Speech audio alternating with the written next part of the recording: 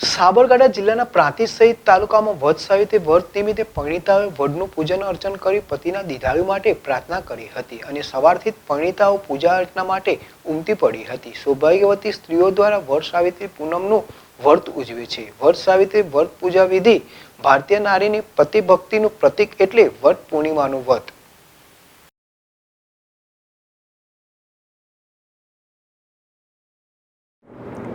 વટ સાવિત્રીના વ્રતમાં પરિણીતાઓ સોળ શણગાર કરીને વટ વૃક્ષની પૂજા કરે છે।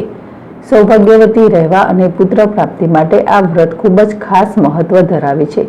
તો પ્રાંતિજ સહિત તાલુકામાં વટ સાવિત્રીના વ્રતની ભાવભેર ઉજવણી કરવામાં આવી હતી, જેમાં પ્રાંતિજ ભાંખરિયા બસ સ્ટેશન પાસે આવેલ શાળા નંબર 2 પાસે આવેલ વર્ષો પુરાણો વડ તથા નાની ભાગોળ ખાતે પણ વર્ષો જૂનો પુરાણા વડનું મોટાભાગની મહિલાઓ પૂજા અર્ચના કરીને 108 વખત વડવૃક્ષનું કાચા સૂતરથી મોટાભાગની મહિલાઓ દ્વારા બાંધવામાં આવે છે અને વટ સાવિત્રીમાં મોટાભાગે મહિલાઓ વ્રત કરે છે।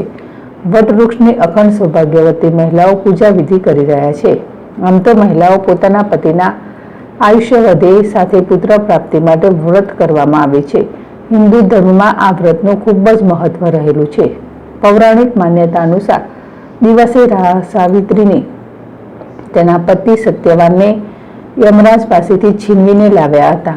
આ કારણોસર હિન્દુ મહિલાઓ પતિના દીર્ઘાયુ માટે આ વ્રત કરે છે।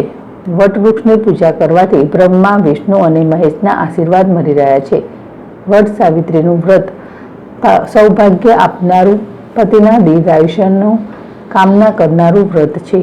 ભારતીય સંસ્કૃતિમાં આ વ્રત આદર્શ નારીત્વનું પ્રતીક બની ચૂક્યું છે।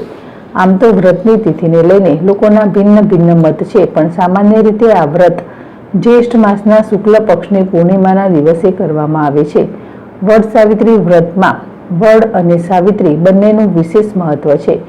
પિંપરાની જેમ વડના ઝાડનું પણ વિશેષ મહત્વ છે। એવું કહેવાય છે કે વડમાં બ્રહ્મા, વિષ્ણુ અને મહેશ ત્રણેયનો વાસ છે, એટલે આની નીચે બેસીને વ્રત પૂજન કરવાથી કે કથા સાંભળવાથી મનોકામના પૂરી થાય છે।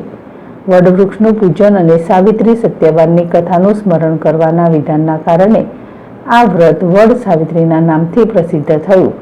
આ વ્રત ખાસ કરીને સૌભાગ્યવતી સ્ત્રીઓ જ કરે છે। આ દિવસે વડનું પૂજન કરવામાં આવે છે। આ વ્રતને સ્ત્રીઓ અખંડ સૌભાગ્યવતી રહેવાની મંગલ કામના સાથે કરે છે। રાવલ, જેડેશ ટીવી, પ્રાંતિજ।